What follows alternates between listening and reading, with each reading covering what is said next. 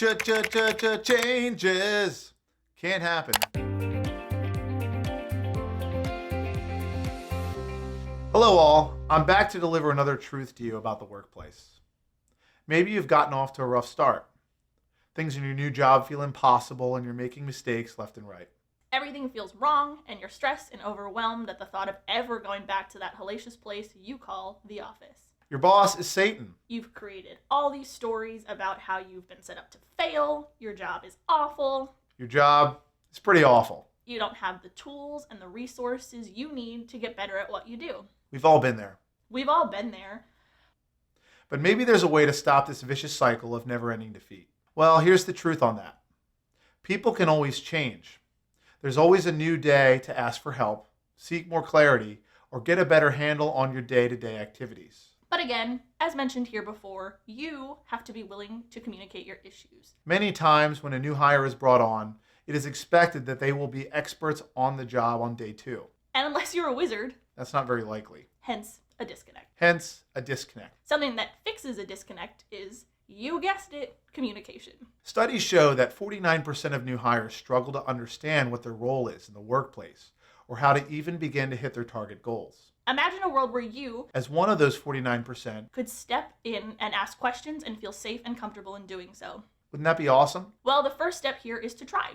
Ask the questions, get the clarity, and try to find solutions on your own. Owners and hiring managers realize that for at least the first 2 weeks, you need to be extra available, flexible, even when it seems like you've been over backwards 4 times. And you've been patient like a saint with your new hire. Use that time to work out your relationship comfort zones. If you take the time over the first 2 weeks, you'll have built trust and understanding, which is always positive and motivational. There will be times that you have to do outside research to figure something out. Being resourceful is an increasingly desirable trait among the candidate pool these days.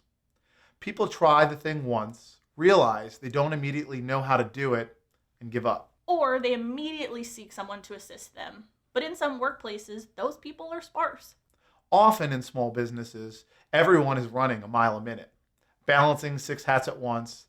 It's a little like watching the Mad Hatter chase the White Rabbit on rabies. In those instances, it's good to try to solve the issue yourself, or at the very least, find some options to present when you do manage to wrangle your boss or teammate for long enough to discuss the issue. Once again, owners or hiring managers explicitly make time to sit down with your new hire, even if they claim they are fine. Use the time just to chat then, so that the new hire understands that you really are there for them, which only helps to build their confidence. This is your human resources department if you don't have one. And the more you invest on the front end, the more costs you save later on. And I promise you won't need to put out nearly as many fires. Starting from day 1, set the expectation very clearly on how you like to communicate. Can your boss dish it to you real honestly, or do you need a compliment sandwich approach? Can you handle the honest truth but might need a few minutes to cry in a closet somewhere? These are all important things to consider when setting up the expectations for communication. Ask your boss how much honesty they want. Is it an end-of-day email? Perhaps a Friday update? Getting clarity around the need for conversation protects everyone's time in the best way possible and takes the guesswork out of how often to check in. While having this conversation, it is important to note that your boss is not a mind reader. I know it'd be awesome if they could whip out their crystal ball and know what you're thinking. So that you'd never again have to admit that you hate the way Susie coworker chews her gum really loudly in the seat next to you.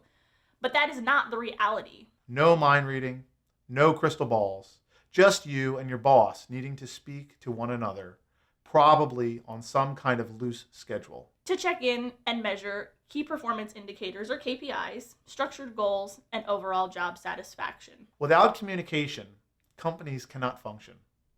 And that's the honest truth.